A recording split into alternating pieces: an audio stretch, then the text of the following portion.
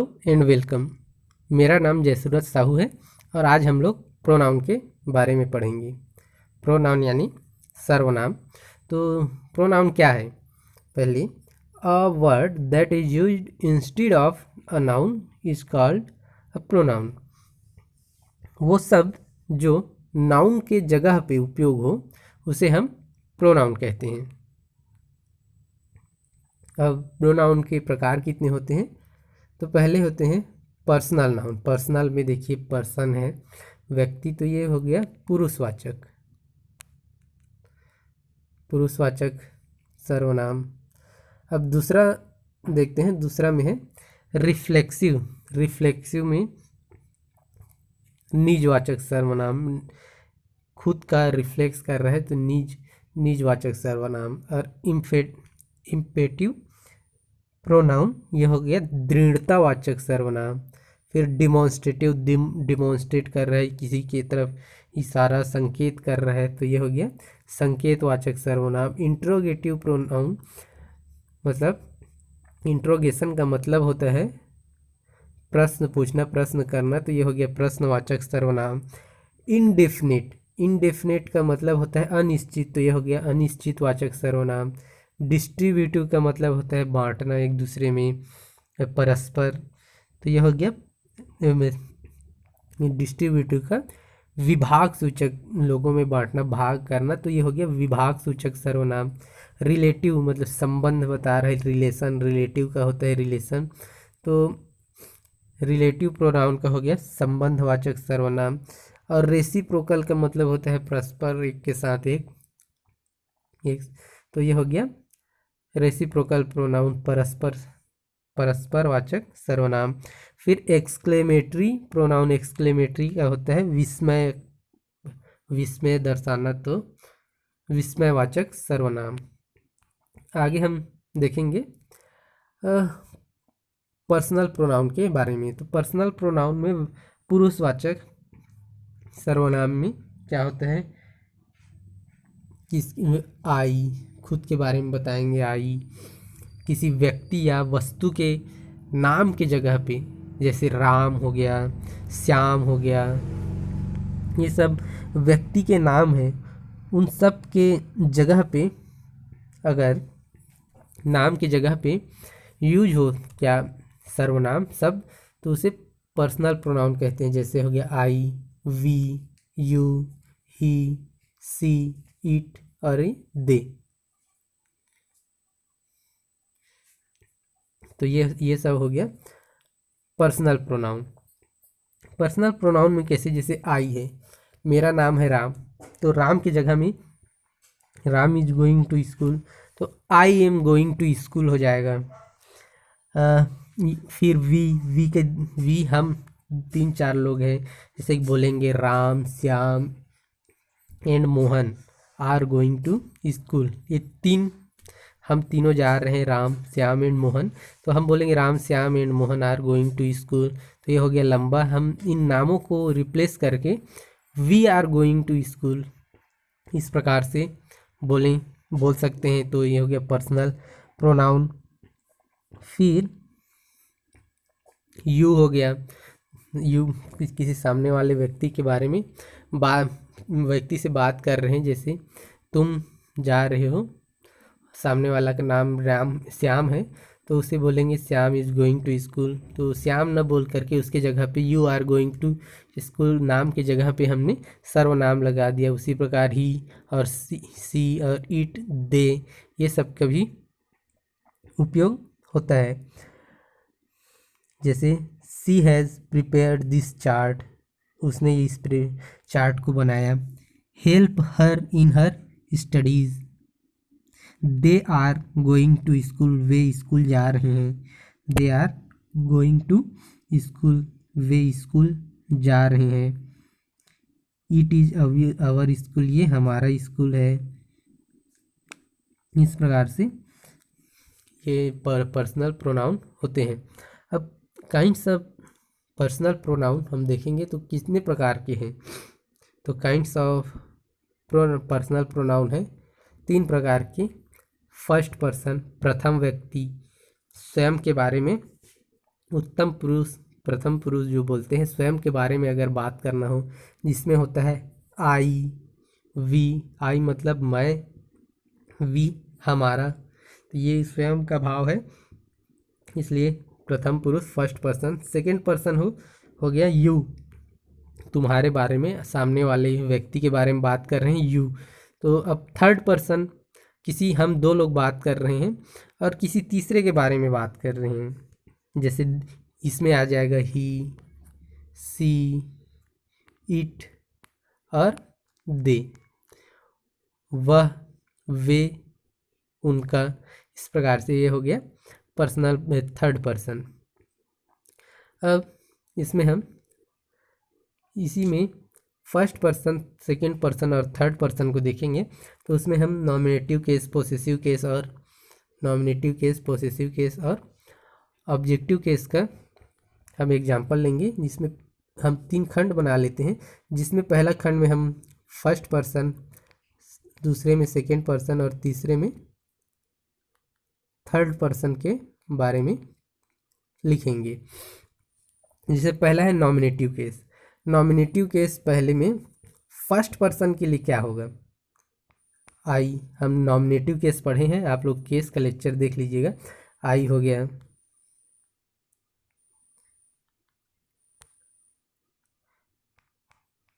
We. अब ये हो गया आई और वी। अब इसी को हम पोसेसिव, कि हमारा, हमसे संबंध रखने वाला के बारे में हम बताएंगे। तो किस प्रकार से बताएंगे, फर्स्ट पर्सन में आई का हो गया माई, वी का हो गया अवर, जैसे कि माई स्कूल, अवर स्कूल, हमसे संबंध बता रहे हैं ना, इसलिए पोसेसिव केस। अब माई का हो गया, जब हम ऑब्जेक्टिव केस में देखेंगे तो मी और अस, वी का, अवर का, अस हो गया। ये हो गया हम फर्स्ट पर्सन में देख रहे हैं। अब जब हम सेकेंड पर्सन में जब देखें, सेकेंड पर्सन में अगर हम जब देखेंगे तो सेकेंड पर्सन के लिए क्या यूज होता है, बताया था अभी, यू। यू हो गया नॉमिनेटिव केस में, व्यक्ति स्वयं के में, नॉमिनेटिव केस में हो गया यू। अगर हम इसे पोसेसिव केस में लिखें तो यूअर या यूअर्स, इस प्रकार से हो जाएगा। और अगर हम इसे ऑब्जेक्टिव में देखें तो ये इसका यू का यू ही होगा। अब हम थर्ड पर्सन का देखते हैं। थर्ड पर्सन नीचे, थर्ड पर्सन के लिए, थर्ड पर्सन किसी तीसरे व्यक्ति को बताने के लिए हम लोग उपयोग करते हैं ही, सी, इट और दे का। ही और सी का, ही पुरुष के लिए, सी महिला के लिए। ही और सी का मतलब होता है वह, इट का भी मतलब वही, और दे उनका, वे, ऐसे वे जा रहे हैं, they are going to school, वे, दे का मतलब वे हो गए। ये हो गया नॉमिनेटिव केस के लिए। अगर इसी को हम पोसेसिव केस में देखें तो ही और सी का हो जाएगा, ही का हीस, उससे संबंध रख रहा है, हीस पेन, हीस स्कूल, इस प्रकार से। और लड़कियों के लिए हर, तो हर स्कूल, इस प्रकार से। फिर दे का देयर हो जाएगा और इट का इट्स। अब इसी को हम ऑब्जेक्टिव केस में देखें तो ही का हो जाएगा हिम, हर का हर ही होगा और ईट का ईट ही होगा, और फिर दे का देम। इस प्रकार से पर्सनल प्रोनाउन होता है। अब हम आगे देखते हैं। आगे हम देखेंगे, हमने जब केस पढ़ा था पोसेसिव केस, तो उसमें पोसेसिव एडजेक्टिव और पोसेसिव प्रोनाउन के बारे में चर्चा किया था। जैसे यदि प्रोनाउन का पोसेसिव केस वर्ब द्वारा नाउन से अलग किया गया हो तो माई की जगह माइन, अवर की जगह आवर्स, यूअर की जगह यूअर्स, हर की जगह हर्स व देयर की जगह देयर्स का प्रयोग किया जाता है। पर्सनल प्रोनाउन के अन्य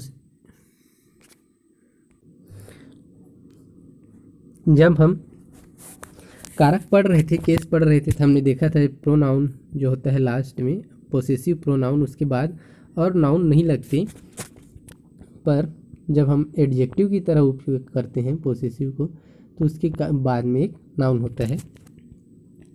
तो हम देखते हैं इट इज़ माई कार। अब इसी को पोसेसिव में लिखेंगे, पोसेसिव प्रोनाउन में दिस कार इज माइन। ये हो गया प्रोनाउन। क्यों? क्योंकि ये किसी नाम के जगह पे उपयोग हुआ है। ये भी माई और माइन ये सब प्रोनाउन है, नाम की जगह में उपयोग हुआ है। और ये एडजेक्टिव को दर्शा रहा है, पोसेसिव एडजेक्टिव, और ये possessive pronoun. That is your bat, तुम्हारा बैट है। दैट बैट इज योर्स, ये तुम्हारा बैट है। It is our school, this school is ours. That is her doll, that doll is hers. Possessive pronoun में देखिए बाद में और नाउन नहीं है, बट माई, यूअर, आवर के बाद एक और नाउन है, तो ये हो जाएंगे पोसेसिव एडजेक्टिव, ये हो जाएंगे पोसेसिव प्रोनाउन। अब आगे ई, this is, these are their bags, their bags. अब हो जाएगा these bags are theirs. It is his garden, this garden is his. इस प्रकार से पोसेसिव एडजेक्टिव और पोसेसिव प्रोनाउन होते हैं।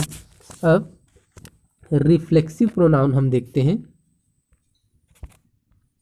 रिफ्लेक्सिव प्रोनाउन मतलब निजवाचक, निज का जहाँ पे रिफ्लेक्स हो तो उसे हम रिफ्लेक्सिव प्रोनाउन कहते हैं। जैसे when the action done by subject, subject के द्वारा कोई एक्शन किया गया, and turns back reflects upon the subject, और सब्जेक्ट को ही दर्शाए, क्या कार्य का वह भाव पढ़ने पर पड़े, कार्य का भाव स्वयं सब्जेक्ट पर ही पड़े, तो उसे हम रिफ्लेक्सिव प्रोनाउन कहते हैं। जैसे कोई कार्य हो, कुछ एक्शन हो, और उसका उसी से सब्जेक्ट के द्वारा कोई कार्य हो और उसका प्रभाव सब्जेक्ट के ही पर ही पड़े, तो उसे हम रिफ्लेक्सिव प्रोनाउन कहते हैं। जैसे कि अब फर्स्ट पर्सन में हम देखेंगे और सेकेंड पर्सन में।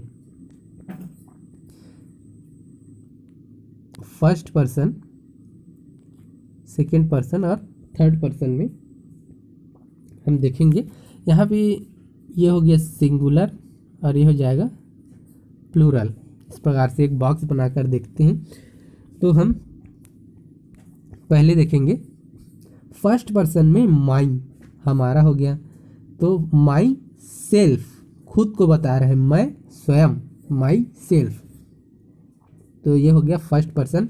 माई सेल्फ कोई सब्जेक्ट है, माई सब्जेक्ट है, और माई सेल्फ लिखने से स्वयं, मैं स्वयं खुद को बता रहे हैं, तो ये स्वयं के ऊपर प्रभाव पड़ रहा है, इसलिए निजवाचक। और प्लूरल में इसी का अवर हमारा, और अवर सेल्स, ध्यान रखिएगा इस सेल्फ का प्लूरल होता है सेल्स। इसको हम लोगों ने पढ़ा भी था जब हम नंबर पढ़ रहे थे। तो ये हो गया अवर का, अवर सेल्स प्लूरल के लिए। अब सेकेंड पर्सन में हम देखेंगे यूअर, तुम्हारा, यूअर, तो यूअर सेल्फ, तुम्हारा, यूअर सेल्फ खुद, सामने वाले के ऊपर ही, सब्जेक्ट के ऊपर सामने वाला सब्जेक्ट है और उसी के ऊपर प्रभाव पड़ रहा है, यूअर सेल्फ। और प्लूरल में यही हो जाएगा यूअर सेल्फ। और थर्ड पर्सन में हिम, हिम का हो गया हिम सेल्फ, हर का हर सेल्फ, और इट का इट सेल्फ, ये सिंगुलर में है। अब इसी का प्लूरल में देम, प्लूरल के लिए देम यूज करते हैं, तो ये हो गया देम सेल्फ। आगे हम इसको वाक्यों से और समझेंगे। जैसे कि पहला वाक्य लेते हैं, ही हर्ट हिमसेल्फ, उसने ही यहाँ पे सब्जेक्ट है, ही हर्ट हिमसेल्फ, उसने स्वयं को हर्ट कर लिया। यह हो गया हिमसेल्फ, ही सब्जेक्ट है, तो उसका कार्य हर्ट किया, तो उसका प्रभाव स्वयं पर ही पड़ रहा है, उसने खुद को ही हर्ट कर लिया, तो ही हर्ट हिमसेल्फ। इसका प्रभाव इस प्रकार से देखिए, ये हो गया रिफ्लेक्सिव नाउन, रिफ्लेक्सिव प्रोनाउन, ही हर्ट हिमसेल्फ, स्वयं को हर्ट कर लिया। शब्द वाक्यों से देखेंगे तो ज़्यादा समझ आएगा। अब सेकंड देखते हैं, Ram love himself. Ram subject है, उसका लव करते हैं, प्यार करते हैं किसको, खुद को, स्वयं को, तो राम लव्स हिमसेल्फ। ये राम का जो सब्जेक्ट है, उसके कार्य का प्रभाव स्वयं पर ही पड़ रहा है, राव लव हिमसेल्फ, निज पे ही पड़ रहा है, स्वयं पे ही, तो इसलिए निजवाचक प्रोनाउन, रिफ्लेक्सिव प्रोनाउन। अब थर्ड है, आई हार्म माई सेल्फ, मैंने स्वयं को हार्म कर लिया, तो आई हार्म माई सेल्फ। और चौथा है, the old man hanged himself, old man बूढ़ा व्यक्ति खुद को फांसी लगा लिया, तो इस प्रकार से ये शब्द बोलना चाह रहा है, the old man hanged himself, खुद को फांसी लगा लिया, खुद को फांसी लगा लिया, निजवाचक, नीच का भाव है, खुद को फांसी लगा लिया, himself, the old man hanged himself. फिर अब आगे देखते हैं, ई आई कट माई सेल्फ, मैंने खुद को काट लिया, यहाँ उसी प्रकार से the boy hid themself, themself, boy ने देम सेल को है अपने अपने लोगों को छुपा लिया, द बॉयज, बॉयज यहाँ पे बॉयज है, देखिए प्लूरल है, बॉयज लड़कों ने हाइड देम सेल्फ, अपने अपने अपने आप को छुपा लिया। जैसे कि हमने इसमें सिंगुलर देखा था और इसमें plural myself, ourself, yourself, yourself, himself, herself, itself का देम सेल्फ, इसी प्रकार से इसका हम लोगों ने यहाँ वाक्यों में प्रयोग किया है, इसको समझते हुए चलिएगा। फिर जी है, Ram and Shyam blame them self, Ram और श्याम ने अपने आप को ही ब्लेम किया फॉर द एक्सीडेंट, जो भी एक्सीडेंट हुआ था उसके लिए स्वयं को, राम और श्याम ने स्वयं को ही ब्लेम किया, दोषी ठहराया, तो ये भी उन्हीं को रिफ्लेक्स कर रहा है, उन्हीं के ऊपर प्रभाव डाल रहा है, निज पर ही, तो निज वाचक सर्वनाम। फिर आगे है, take care of yourself, हम सामने वाले से बात कर रहे हैं कि तुम अपना ख्याल रखा करो, अपना खुद का ख्याल रखा करो, तो take care of yourself. फिर है, आई डिड सी पे फॉर हर सेल्फ, क्या उसने अपने लिए पे किया, एक क्वेश्चन पूछ रहे हैं, तो डिड सी पे फॉर हर सेल्फ, अब खुद के लिए उसने पैसा पटाया, इस प्रकार से ये शब्द बोलना चाह रहे हैं। फिर है अगला, लुक आफ्टर योर सेल्फ, पहले खुद को देखो, इस प्रकार से जब हम बोलते हैं तो लुक आफ्टर योर सेल्फ, अपने आप को देखो। फिर है अगला कि it is not easy to amuse oneself on a holiday, not amuse oneself on a holiday. फिर अगला है, I availed myself of casual leave, I availed मैंने खुद को लीव दिया, कैजुअल लीव, खुद को, availed, I availed myself of a casual leave. अब अगला है,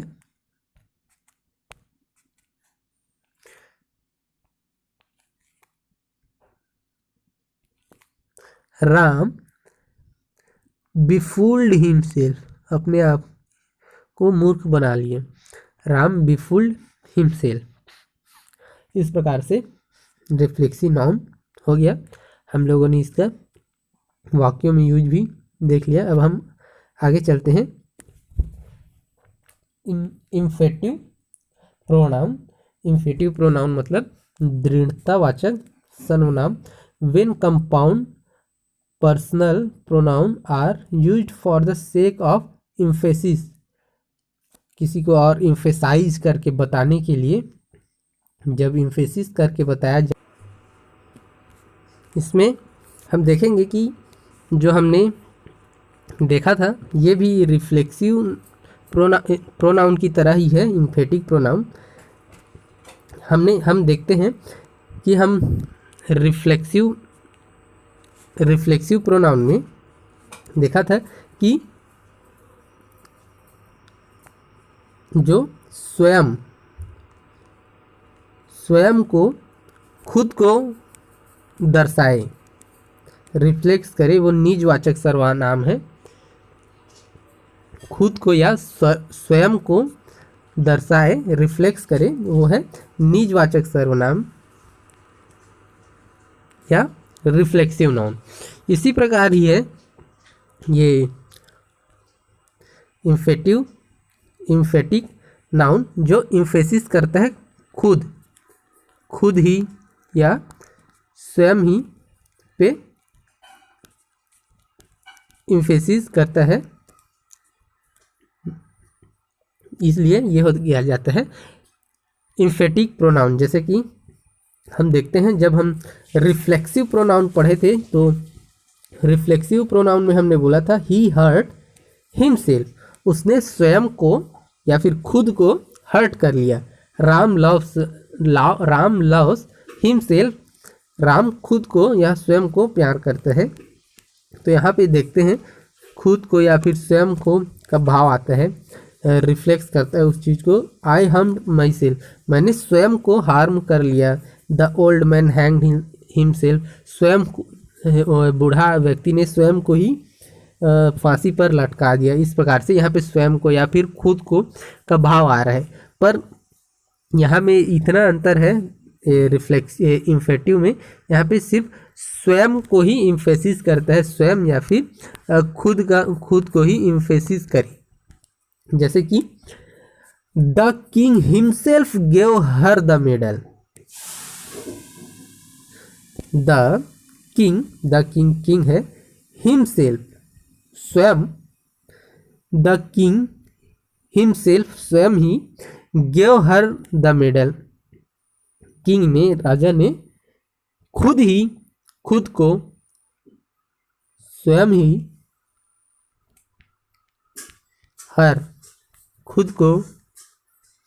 स्वयं ही स्वयं को मेडल दिया। स्वयं, यहाँ पे स्वयं का भाव आ रहा है। अब सेकंड देखते हैं, राम हिमसेल्फ स्वयं ही वेंट देयर, राम हिमसेल्फ स्वयं चला गया, राम हिमसेल्फ वेंट देयर। यहाँ पे खुद को हार्म करना या फिर कुछ भी स्वयं को करने का भाव नहीं आ रहा है, स्वयं चले जाने का भाव है, खुद चले गया।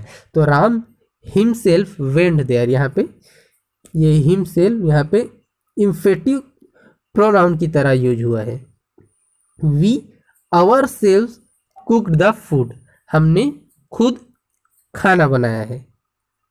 तो ये यहाँ पे आवरसेल्व्स, यहाँ पे आवरसेल्फ हिमसेल्फ यहाँ पे इम्फेटिक प्रोनाउन की तरह यूज हुआ है। अब आगे देखते हैं, I myself prepared this record, मैंने स्वयं ही यह रिपोर्ट तैयार किया है, इस रिपोर्ट को मैंने स्वयं ही तैयार किया है। I myself prepared this report. तो यहाँ पे इम्फेसिस करने के लिए माई सेल्फ का उपयोग हुआ है। तो ये हो गया इम्फेटिक प्रोनाउन। जैसे कि अब ये हो गया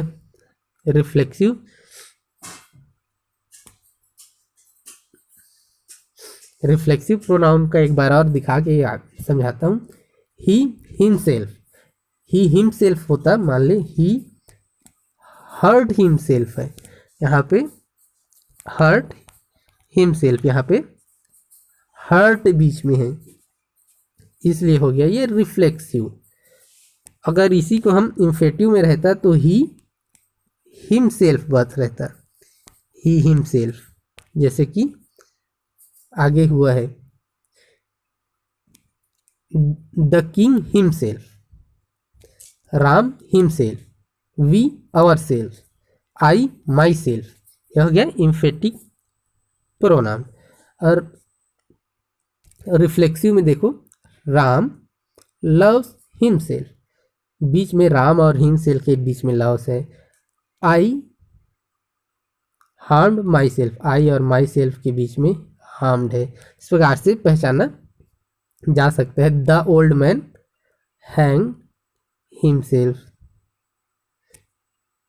द ओल्ड मैन और हिमसेल्फ के बीच में हैंग्ड है, पर इन्फेटिक नाउन में, इन्फेक्टिव प्रोनाउन में ऐसा नहीं है। द किंग हिमसेल्फ है एक साथ, Ram himself, we ourself, I myself. तो इस प्रकार से ये इम्फेटिक प्रोनाउन है, स्वयं को इम्फेसाइज करने के लिए और जोड़ा जा रहा है। जैसे कि आई प्रिपेयर्ड दिस रिपोर्ट, मैंने यह रिपोर्ट बनाया, इस प्रकार से हम बोलें तो ये भी सही है।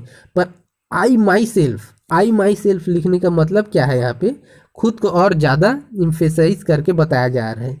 I myself prepared this report, we, अभी ऊपर वाले सेंटेंस को हम अगर हम बोलें तो वी कुक्ड द फूड, हमने खाना बनाया, वी कुक्ड द फूड, इस प्रकार से भी बोल सकते हैं। पर we ourself cooked the food बोलने का क्या मतलब है, खुद को और ज़्यादा, खुद, हमने खुद ये खाना बनाया है बोलने का मतलब क्या है, और ज़्यादा इम्फेसाइज कर रहा है, इसलिए we ourself cook the food. अब उसी प्रकार बी वाले एग्जाम्पल में देखिए, राम वेंट देयर, राम वहाँ गया, इस प्रकार से भी बोल सकते हैं। राम वेंट देयर, हिमसेल्फ को हटा के, लेकिन यहाँ पे हिमसेल्फ डालने का मतलब क्या है, यहाँ पे और ज़्यादा इम्फेसाइज कर रहा है राम को। Ram himself went there, Ram स्वयं चला गया, इसीलिए ये इम्फेटिक प्रोनाउन। उसी प्रकार the king gave her medal, तो the king gave her medal ये भी बोल सकते हैं, किंग ने मेडल दिया, लेकिन यहाँ पे हिमसेल्फ को इम्फेसाइज कर रहे हैं कि खुद को ही मेडल दिया। तो the king himself gave her medal, मतलब खुद ही ने मेडल दिया, वो किसी दूसरे के द्वारा मेडल दिलवा सकते थे, पर Ram the king himself gave her medal, Ram king ने खुद ही मेडल दिया। इस प्रकार से the king himself gave her medal, यह हो गया इम्फेटिक प्रोनाउन। अब हम देखते हैं डिमॉन्स्ट्रेटिव प्रोनाउन। डिमॉन्स्ट्रेटिव मतलब संकेतवाचक, अरे एक सेकेंड,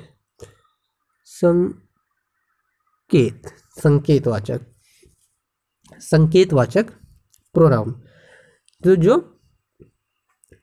संकेत को दर्शाए, किसी सर्टेन नाउन को दर्शाए। जैसे कि अब देखते हैं, किसी चीज को की तरफ इशारा करे, दर्शाए। दिस प्रोनाउन, ये प्रोनाउन पॉइंट आउट, इशारा करते हैं। पॉइंट आउट का मतलब इशारा करना, दर्शाना। पॉइंट आउट सर्टेन नाउन्स, किसी नाउन को, संज्ञा को दर्शाते हैं। जैसे कि पहले एग्जाम्पल में देखिए, दिस इज माई वॉच, किसी वॉच की तरफ इशारा करके, किसी घड़ी की तरफ दिखा के जो पास में हो, दिस इज माई वॉच। अब these are our books, 4-5 books होंगे पास में, तो उनके तरफ इशारा करके दिखा के बोल रहे हैं दीज आर आवर बुक्स। तो ये हो गया संकेत दे रहे हैं किसी चीज की तरफ दिखा के। तो यहाँ पे दिस और दीज में भी अंतर देख लीजिए। दिस सिंगुलर के लिए उपयोग होता है, दिस सिंगुलर के लिए, और दीज प्लूरल के लिए। और दिस और दीज कहाँ पे उपयोग होता है? जब कोई भी सामान पास में रखी हो, निकट में। दिस इज मतलब किसी एक ही घड़ी है, पास में ही है, तो उसको दिखा सकते हैं दिस इज माई वॉच। और 4-5 बुक है, प्लूरल में है और पास में ही है, निकट में ही, तो दीज आर अवर बुक्स, ये हमारा पुस्तक है। अब उसी प्रकार से आगे देखते हैं, जब दूर की चीज़ों के लिए दर्शाना हो तो दैट और दोज। दैट किसके लिए? सिंगुलर के लिए। और दोज किसके लिए? प्लूरल के लिए। और ये दैट दोज कहाँ पे? जब चीजें थोड़ी दूर हो, थोड़ी दूर हो, तब यहाँ पे दैट और दोज उपयोग करते हैं। हम एग्जाम्पल से समझेंगे। दैट इज अ प्लांट, या दूर में कोई एक प्लांट है, एक पौधा, तो उसे दैट इज अ प्लांट बोल रहे हैं। अब उसी को अगला देखते हैं। Those are the new ones, वे नए हैं।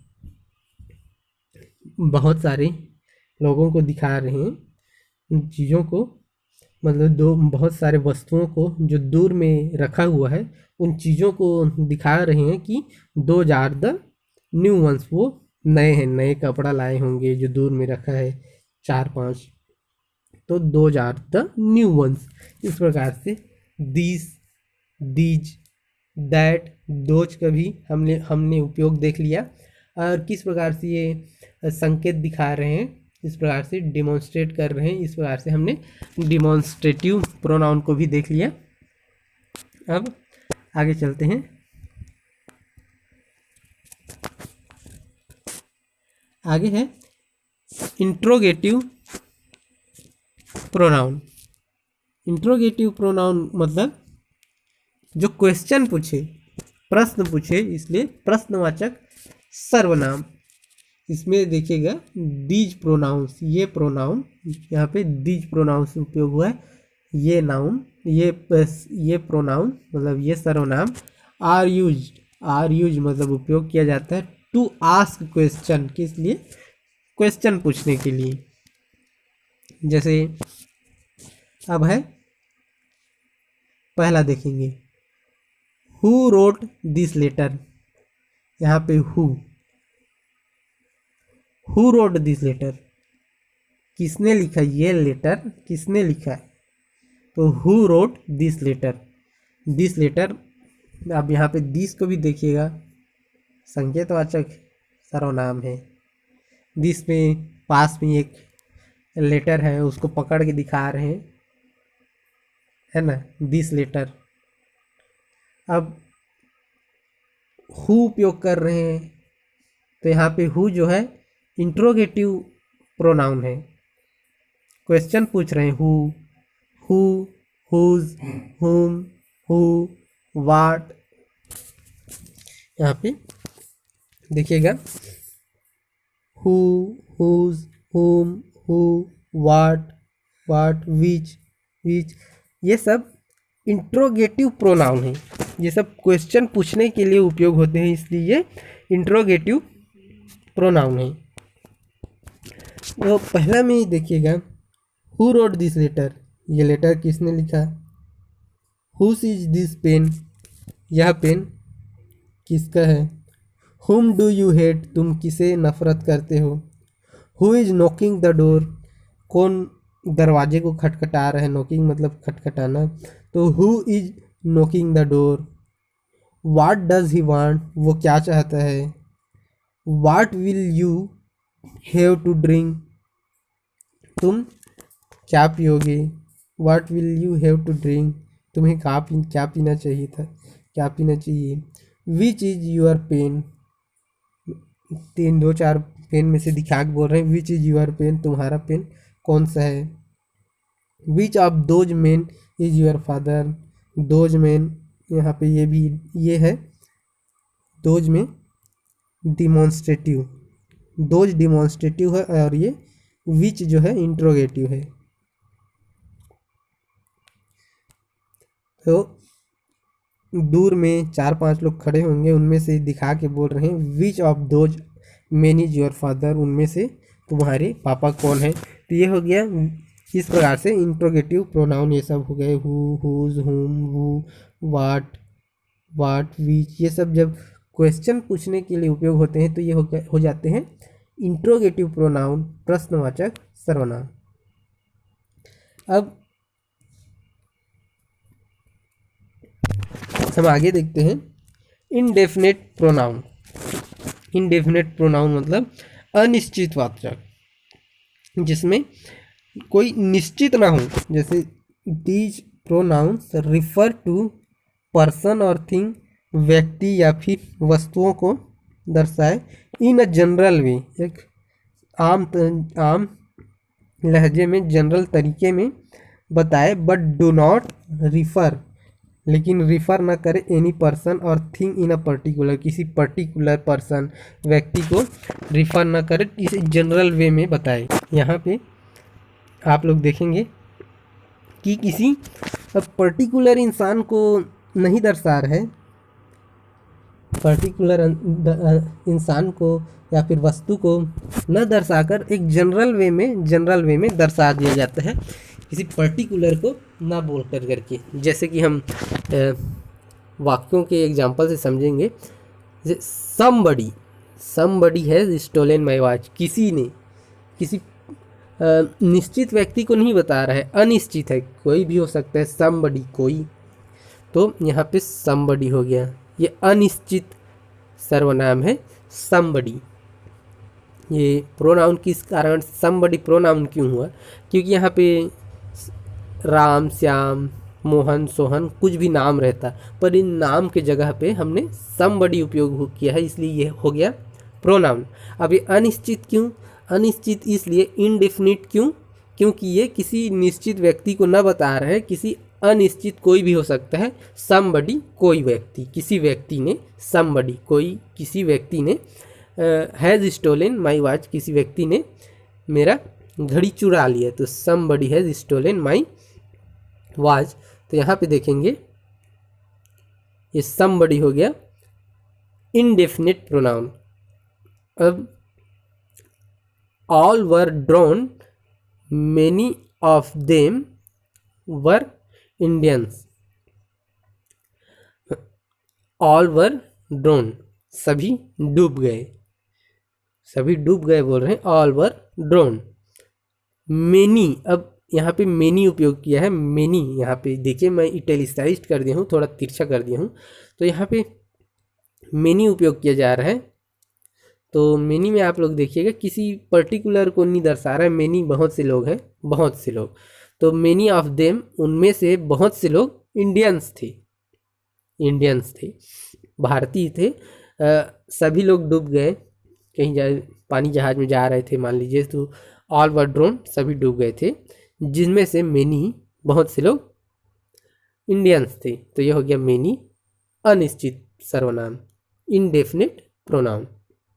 अब one should do once duty, one मतलब सभी के बारे में बात कर रहे हैं, वन शुड, सभी को अपना कार्य करना चाहिए, one should do once duty, किसी दूसरे के काम में टांग ना लड़ा करके खुद का काम करना चाहिए। तो one should do once duty, इस प्रकार से बोल रहे हैं, one should do once duty, अपना, किसी को अपना कार्य करना चाहिए। तो यहाँ पे किसी पर्टिकुलर को नहीं दर्शा रहा है, सभी को जनरल वे में बताया जा रहा है।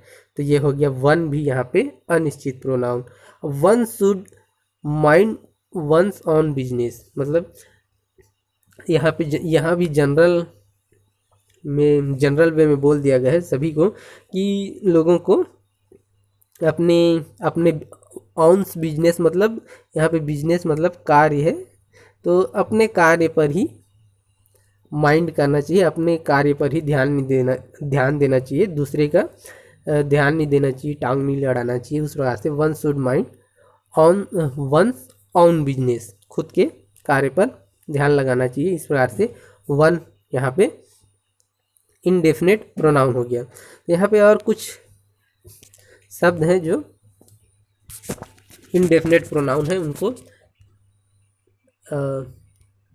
लिख के रखे हैं। जैसे ऑल हो गया, इसका एग्जांपल हमने देखा, all, anybody, anyone, anything, everybody, everyone, everything, few, many, no one, nobody, none, nothing, one, other, same, some, somebody, someone, something, such. इस प्रकार से और भी हैं बहुत सारे। तो वो सब किसी पर्टिकुलर को ना दर्शा करके जनरल वे में दर्शाते हैं, इसलिए ये हो गए अनिश्चित प्रोनाउन। अब आगे देखते हैं डिस्ट्रीब्यूटिव प्रोनाउन या विभाग सूचक सर्वनाम। Distributive noun distributive noun distribute से ही, नाम से ही समझ आता है, डिस्ट्रीब्यूट करना या विभाजन करना। तो विभाग सूचक सर्वनाम को डिस्ट्रीब्यूटिव प्रोनाउन कहते हैं। This pronoun refer to person और thing one at a time. For this reason they are always singular as such followed by verb in singular. मतलब ये pronoun, this pronoun refer to person, person और thing, ये व्यक्ति और person को refer करते हैं वन एट अ टाइम, एक समय में एक ही पर्सन या व्यक्ति को रिफ़र करते हैं। मतलब जितने भी लोग हैं उन सब को रिफ़र करते हैं पर्टिकुलर, अलग अलग। तो उस प्रकार से एक समय में पर्टिकुलर अलग अलग सभी को डिस्ट्रीब्यूट करके, विभाजन करके सभी को दर्शाते हैं, इसलिए ये होते हैं डिस्ट्रीब्यूटिव प्रोनाउन। और फॉर दिस रीजन, और इसी कारण से, दे आर ऑलवेज सिंगुलर, और इसी रीजन से, फॉर दिस रीजन, इसी कारण, दे आर, ये हमेशा ऑलवेज सिंगुलर होते हैं। मतलब सिंगुलर होते हैं, सिंगुलर में प्रयोग किए जाते हैं, और हमेशा इनके साथ फॉलोड बाय, मतलब इसके बाद हमेशा वर्ब जो यूज होते हैं वो भी सिंगुलर ही आते हैं। इसको याद रखिएगा। डिस्ट्रीब्यूटिव प्रोनाउन सभी को एक साथ नहीं, मतलब जनरल वे में नहीं। जनरल वे में तो ये इनडेफिनेट प्रोनाउन दर्शाता है, पर ये सभी को एक साथ अलग अलग दर्शाते हैं, और इस कारण ये सिंगुलर होते हैं, और इनके बाद जो आने वाले वर्ब होते हैं वो भी सिंगुलर होते हैं। अब इनके कुछ एग्जाम्पल हैं, जैसे हैं each, either, every, everyone, neither और नन। ये सब एग्जाम्पल हैं। कौन कौन से? Each, either, every, everyone, neither, none, और भी हैं एट्सेट्रा। तो ये सब एग्जाम्पल हैं, इसको हम वाक्यों से समझने की कोशिश करेंगे। जैसे पहला वाक्य हम देखेंगे, take either of this two mangoes. Either का मतलब होता है दो,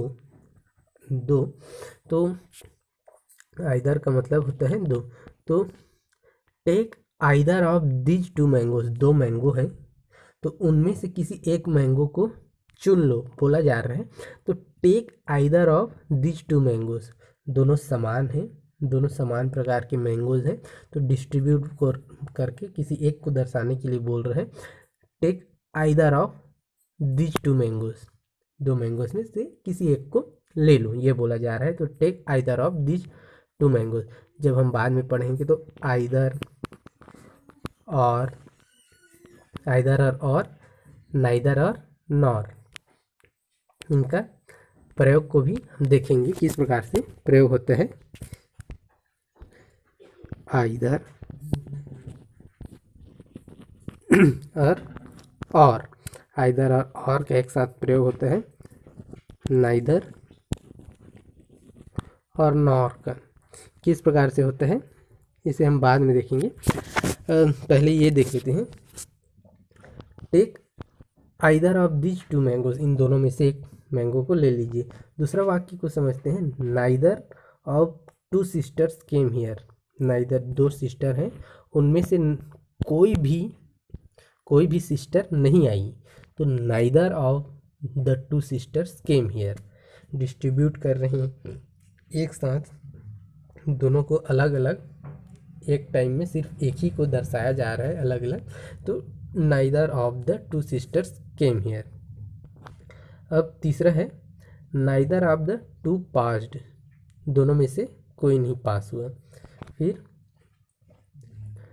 चौथा है either of the girl is slim and tall, मतलब दोनों लड़कियों में स्लिम और टॉल है, मतलब पतली है और लंबी हैं दोनों जो लड़कियां हैं।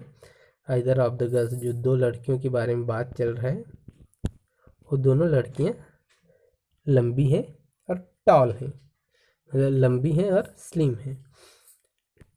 अब ईच का प्रयोग, each of you can go home, जैसे 5-6 लोग होंगे, 2 थे तो आइदर और नाइदर का उपयोग हो रहा था। अब बहुत सारे लोग होंगे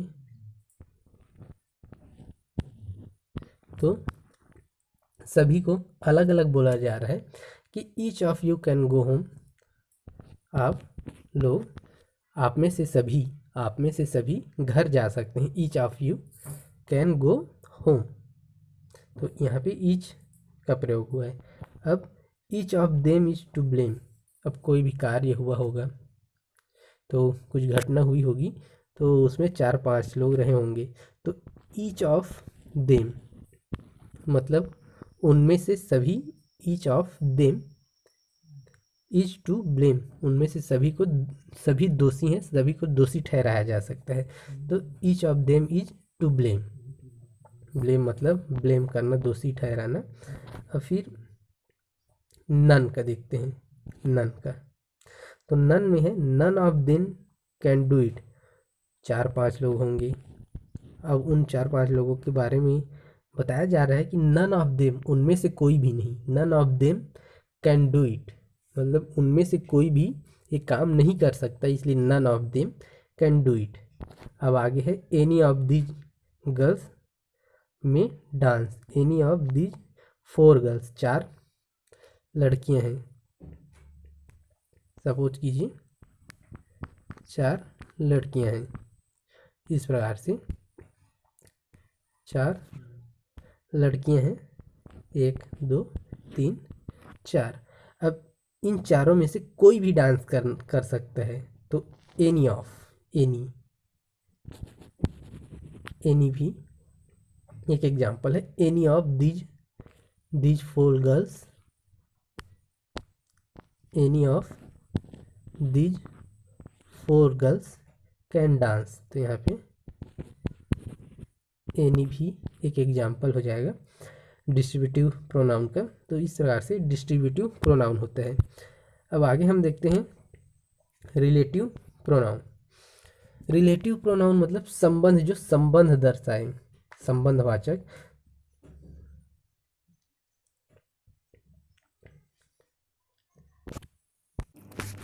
तो यहाँ पे रिलेटिव, जो पुराने जो शब्द होते हैं उनसे रिलेशन या संबंध दर्शाता है, इसलिए हम उसे रिलेटिव प्रोनाउन कहते हैं।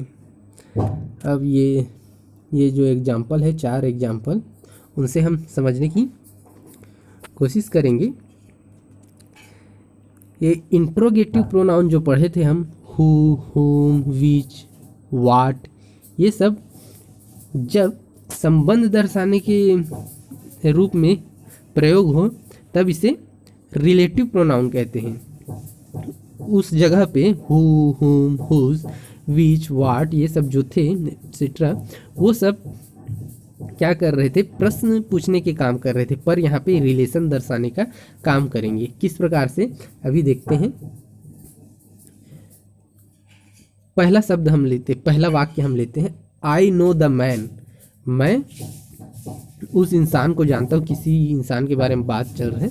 तो I know the man who came here yesterday, जो कल यहाँ आया था। अब देखिए ये दो जो वाक्य हैं इनके बीच में संबंध दर्शाने का काम कर रहे हैं। कैसे, आई नो द मैन, एक व्यक्ति है जो कल आया था, I know the man, I know the man, मैं किसी व्यक्ति को जानता हूँ, केम हियर यस्टरडे, जो कल आया था। अब उन दोनों के बीच संबंध दर्शा रहे कि जो व्यक्ति कल आया था वो व्यक्ति जिसे मैं जानता हूँ वही है। तो I know the man who came here yesterday, यहाँ पे जो व्यक्ति कल आया था उसे मैं जानता हूँ। इस प्रकार से इस दो वाक्यों में संबंध दर्शा रहा है। तो I know the man who came here yesterday, तो यहाँ पे हु हो गया रिलेटिव प्रोनाउन। यहाँ पे जब इंटरोगेटिव प्रोनाउन जब होता है उस समय जब हमने पहले देखा था उस जगह पे ये हु प्रश्न पूछने के रूप में उपयोग हुआ था, पर यहाँ पे संबंध दर्शाने के लिए हुआ है, इसलिए यहाँ पे ये रिलेटिव प्रोनाउन के रूप में उपयोग हुआ है, संबंधवाचक सर्वनाम या रिलेटिव प्रोनाउन के रूप में। जैसे I know the man who came here yesterday. अब नेक्स्ट है आई मेट राम, मैंने राम से मिला। हु हैड जस्ट रिटर्न्ड, जो अभी जस्ट रिटर्न हुआ है। तो आई मेट राम, मैंने राम से मिला। कौन से राम से, जो जो आई मेट राम, मैंने राम से मिला। तो कौन से राम से मिला है, आई मेट राम। हु जो हैड रिटर्न, अभी जस्ट रिटर्न, अभी जस्ट रिटर्न हुआ, उस राम से अभी मिला हूँ। तो हु यहाँ पे संबंध दर्शाने के रूप में प्रयोग हो रहा है। अब सी है here is the book, here is the book मतलब जो बुक है, द बुक, द का उपयोग हम लोग द का उपयोग में हम लोगों ने पढ़ा था। तो द बुक यहाँ पे क्यों प्रयोग हुआ है उस लेक्चर को भी आप लोग देख सकते हैं। तो अभी हम लोग रिलेटिव प्रोनाउन देखते हैं। तो here is the book, here is the book, कौन सा book, that book, that you lent me. तो यहाँ पे दैट जो है रिलेशन के रूप में उपयोग हो रहा है। वो कैसे, हियर इज द बुक, जो बुक है वो यहाँ पे है। कौन सा बुक, जिस बुक को तुमने मुझे उधार दिया था। You lent me, you lent me मतलब तुमने मुझे उधार दिया था, वो book. Here is the book, वो बुक यहाँ है। Here is the book you lent me. तो यहाँ पे दैट इन दोनों वाक्यों के बीच में संबंध दर्शाने के रूप में उपयोग हो रहा है, इसलिए ये हो गया दैट रिलेटिव प्रोनाउन। तो here is the book that you lent me. अब आगे है I have found the pen, I have found the pen which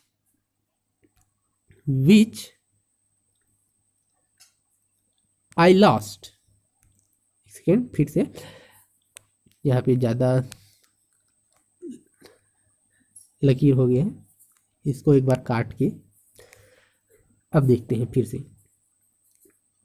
I have found the pen, I have found the pen, मैंने pen पाया है।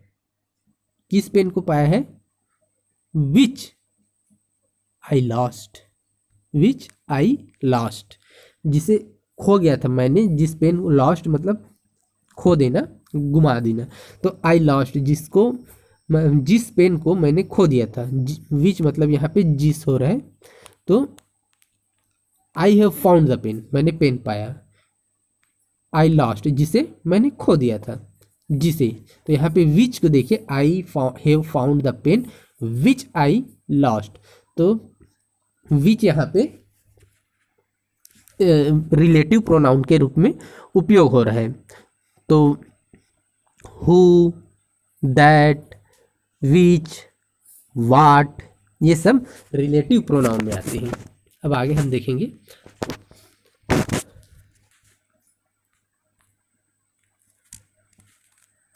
Reciprocal pronoun. Reciprocal में परस्पर जब दिखाया जाए तो उसे रेसिप्रोकल प्रोनाउन परस्पर जब दर्शाया जाए तो उसे रेसिप्रोकल प्रोनाउन कहते हैं। जैसे ईच अदर, ईच अदर को देखिए तो अब यहाँ पे एग्जाम्पल से समझेंगे ईच अदर का। पहला, the two brothers loved each other, एक दूसरे को, परस्पर, ईच अदर मतलब एक दूसरे को। ये एक व्यक्ति है, ये इसको, और ये एक व्यक्ति है, वो इसको, तो ईच अदर। तो द टू ब्रदर्स, दो भाई हैं, वो एक दूसरे को प्यार करते हैं, तो लव्ड ईच अदर, एक दूसरे को। ये हो गया the two brothers loved each other, ये इसको प्यार करता है और ये भी इसको प्यार करता है, तो the two brothers loved each other. अब नेक्स्ट है Russia and America are jealous of each other. अब इसमें कैसे, इसमें भी हम समझते हैं। ये हो गया रसिया और ये हो गया अमेरिका। अब रसिया अमेरिका से जलता है और ये अमेरिका भी रसिया से जलता है, तो Russia and America are jealous, jealous मतलब जलना, जलन, are jealous of each other. Each other हमने देखा कि ये रसिया अमेरिका से जल रहा है और अमेरिका भी रसिया से जल रहा है, ईच अदर एक दूसरे से जल रहे हैं, तो the Russia and America are jealous of each other. तो यहाँ पे ईच अदर हो गया रेसिप्रोकल प्रोनाउन। अब आगे देखते हैं उसी प्रकार से वन अनदर भी। वन अनदर में भी देखेंगे। पहला, द 5 बॉयज, 5 बॉय हैं, 1 2 3 4 5, तो 5 boys help one other. Help one other मतलब एक दूसरे को, जहाँ पे एक दूसरे को, परस्पर एक दूसरे को का भाव आता है, तो उसे हम रेसिप्रोकल प्रोनाउन कहते हैं। कैसे, अभी देखते हैं। The 5 boys help each other, इसने इसका हेल्प किया, इसने भी इसका हेल्प किया किसी भी कार्य को करने के लिए, इस बॉय ने भी इसका हेल्प किया, इस बॉय ने भी इसका हेल्प किया, इसने इसका हेल्प किया, इसने इसका। उसी प्रकार सब ने एक दूसरे का अलग अलग रूपों में मदद किया, तो the 5 boys help one other, एक दूसरे को, वन अदर। ईच अदर नहीं होगा, ईच अदर में ईच हमने देखा था, यहाँ पे ईच अदर क्यों नहीं होगा, क्योंकि हम ईच दो लोगों में वो करने के लिए करते हैं, आइदर, ये सब दो के बीच में मध्य बताने के लिए होता है। अब यहाँ पे कई हैं, 4 5, तो वन अदर, तो one other, the 5 boys help one another. अब उसी प्रकार से एक और सेंटेंस को देखते हैं। पहला है, दूसरा है, they all gifts to one other. अब मान लीजिए यहाँ पे 5 लोग हैं, 5, इन 5 लोगों ने, इसने इसको कुछ गिफ्ट दिया, इसने इसको कुछ गिफ्ट दिया, इसने इसको कुछ गिफ्ट दिया, इसने इसको कुछ गिफ्ट दिया और इसने भी इसको कुछ गिफ्ट दिया। इस प्रकार से एक दूसरे को लोगों ने कुछ न कुछ गिफ्ट दिया किसी भी फंक्शन में, तो ये हो गया दे ऑल मतलब ये सभी जो 5 लोग हैं उन्होंने दे ऑल गेव गिफ्ट दिया टू किसको, टू वन अदर, एक दूसरे को गिफ्ट दिया। तो ये हो गया रेसिप्रोकल प्रोनाउन, परस्पर सर्वनाम। अब आगे है एक्सक्लेमेटरी प्रोनाउन। एक्सक्लेमेटरी प्रोनाउन मतलब विस्मयादिबोधक सर्वनाम। विस्मयादिबोधक में वाट को देखिए। अब ये वाट जो है इंटरोगेटिव प्रोनाउन मतलब प्रश्नवाचक सर्वनाम मतलब क्या के लिए उपयोग होता है, और रिलेटिव प्रोनाउन संबंधवाचक सर्वनाम के लिए भी प्रयोग होता है। जब संबंध बताने के लिए हो तो रिलेटिव प्रोनाउन हो जाएगा, जब प्रश्न पूछने के लिए हो तो प्रश्नवाचक हो जाएगा। पर यहाँ पे एक्सक्लेमेटरी के लिए उपयोगी है, वो कैसे? देखिए, जो विस्मयादि बोधक का जो चिन्ह होता है यहाँ पे लास्ट में, इस प्रकार से ये विस्मयादि बोधक का चिन्ह है। कैसे विस्मय हो रहा है, कैसे? पहले एग्जाम्पल को देखते हैं। What a foolish man he is, वह कितना मूर्ख व्यक्ति है। What a foolish man he is, वह एकदम विस्मय से बोल रहे हैं। What a foolish man he is, वह कितना मूर्ख व्यक्ति है। तो इस प्रकार से विस्मय का भाव है, तो what a foolish man he is, यहाँ पे एक विस्मयादि बोधक एक्सक्लेमेटरी प्रोनाउन का एक पहचानने का तरीका भी होता है कि उसके लास्ट में इस प्रकार से विस्मयादि बोधक चिन्ह होते हैं। यहाँ पे वाट एक्सक्लेमेटरी प्रोनाउन के रूप में उपयोग हुआ है। What a foolish man he is, what you lost the purse, यहाँ पे एक्सक्लेमेटरी के लिए उपयोग है। क्या तुम पर्स को खो दिए, जब जोर से चिल्ला के बोलते हैं, क्या तुमने पर्स को खो दिया, इस प्रकार से वाट यू लॉस्ट द पर्स, इस प्रकार से विस्मय के भाव से बोला जा रहा है। माफ़ कीजिएगा, मैं ये जो वाट वगैरह जो शब्द है उसको इटैलिसाइज्ड करना, मतलब थोड़ा टेढ़ा लिखना भूल गया हूँ। यही सब है, वाट टेढ़ा लिखा रहता तो थोड़ा और ज़्यादा समझ आता। फिर भी वाट यहाँ पे what a foolish man he is, वह कितना मूर्ख व्यक्ति है। What you lost the purse, यहाँ पे विस्मय के साथ बोला जा रहा है, थोड़ा जोर दे करके, और यहाँ पे विस्मयादिबोधक चिन्ह भी है। तो वाट यू लॉस्ट द पर्स, इस प्रकार से हो गया एक्सक्लेमेटरी प्रोनाउन विस्मयादिबोधक सर्वनाम। तो इस प्रकार से हम लोगों ने आज सर्वनाम को पढ़ा और उसके बारे में देखा, उसके प्रकार के बारे में और उनके बारे में चर्चा की, और कि हम लोगों ने एग्जाम्पल को भी ले करके देखा। अब अगले क्लास में इसके कुछ क्वेश्चंस बना करके देखेंगे। तो अभी के लिए इतना ही, धन्यवाद।